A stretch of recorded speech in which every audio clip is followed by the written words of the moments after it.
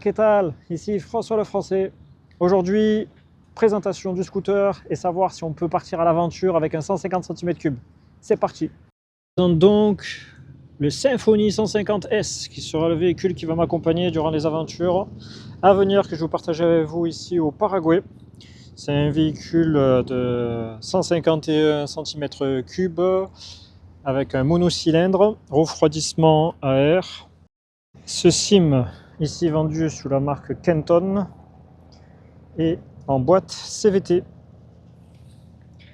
Et pour moi la boîte CVT, justement, on revient sur mon handicap. C'est pour ça qu'en France j'ai le Honda Cross Tourer en boîte DCT, c'est que j'ai besoin d'automatique. Je ne peux pas passer les rapports avec la cheville gauche. Ouais, on va pas faire de compétition, hein. Ça a que 10 chevaux. Hein. Par contre, ça a une bonne accélération au départ. Bonne accélération, vitesse max 100. Alors là par contre, on est d'accord. Hein.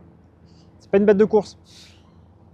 En plus du côté fun, parce que c'est super léger avec ses 100 kg, 110 kg, l'avantage aussi, c'est que pour faire un test aventure, au lieu de partir de suite avec une Africa Twin ou une grosse machine, je voulais voir quelles étaient les possibilités de ce petit engin, 150 cm3. Est-ce qu'aujourd'hui, on peut partir voyager avec un 150 cm3? On va pouvoir tester durant les aventures à venir. Quelles sont les limites? Jusqu'où on va pouvoir aller? Est-ce qu'on va pouvoir découvrir la totalité du Paraguay juste avec ce petit 150? Ou est-ce qu'on va être confronté à certaines limites? Tout ça, on va pouvoir le voir prochainement. Il est compact. Là aussi, le gros avantage, 70 cm de large pour 2 mètres de long. Alors du coup, facile à stationner. Je peux me poser entre différentes voitures pour le garer. Donc ça, c'est super pratique. Ensuite, les remontées de fil quand les véhicules sont à l'arrêt, c'est sécurisant et ça remonte bien aussi. Il est relativement étroit. Ici, ils conduisent mal. Non, il faut le dire, il faut en parler.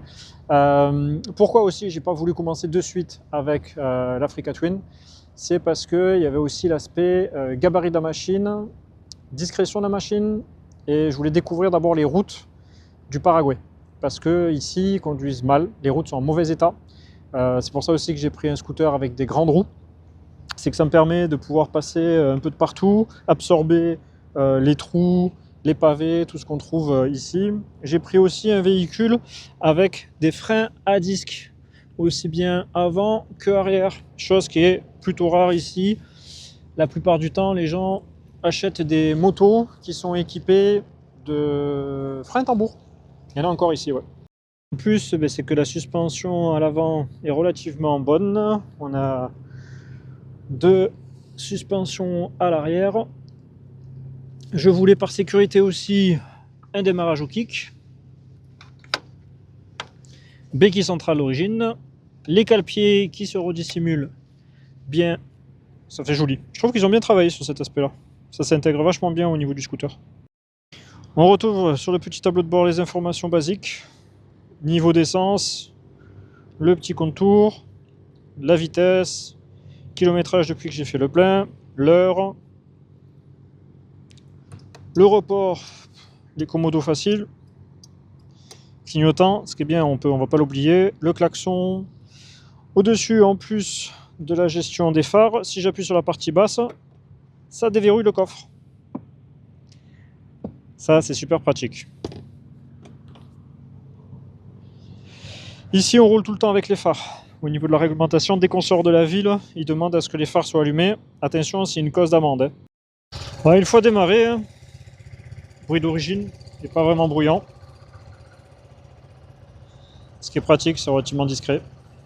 Bien évidemment, hein, pour ne pas me perdre, il me fallait bien que j'installe quand même un support pour mettre le téléphone. Les rétroviseurs sont bien placés. J'y vois relativement assez bien, je ne suis pas trop gêné. Ouais, ce qui est pratique. Des deux côtés, on y voit bien. Au niveau des roues, je disais que je voulais des grandes roues. Là, on est sur du 110 par 70, 16. Dans les arrière-plans, comme ça, vous pouvez voir les pêcheurs, les bateaux.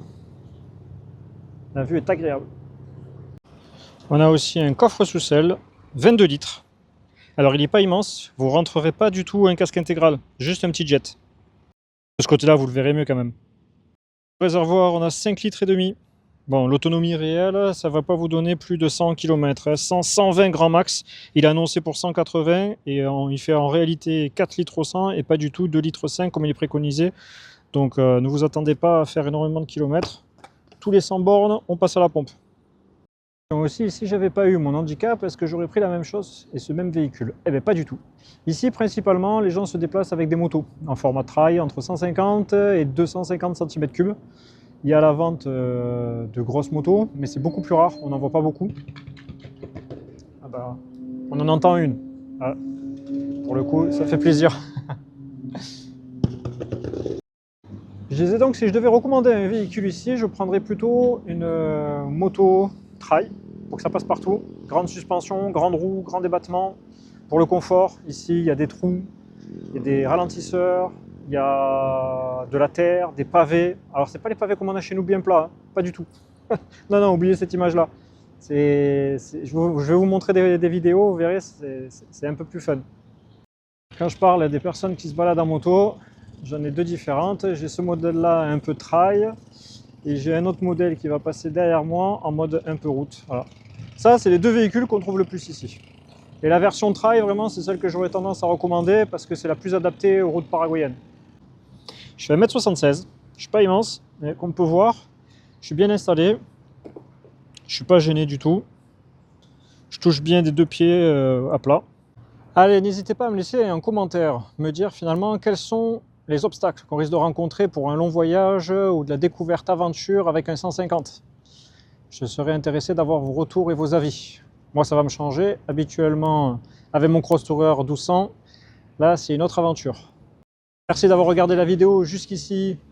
En tout cas, n'hésitez pas à liker si vous avez aimé le contenu. Moi, ça me donne du carburant. Et abonnez-vous si vous voulez voir la suite des aventures avec le scooter. On va voir les limites de voyager en scooter. Hasta luego, à bientôt pour de nouvelles aventures sur les routes du Paraguay.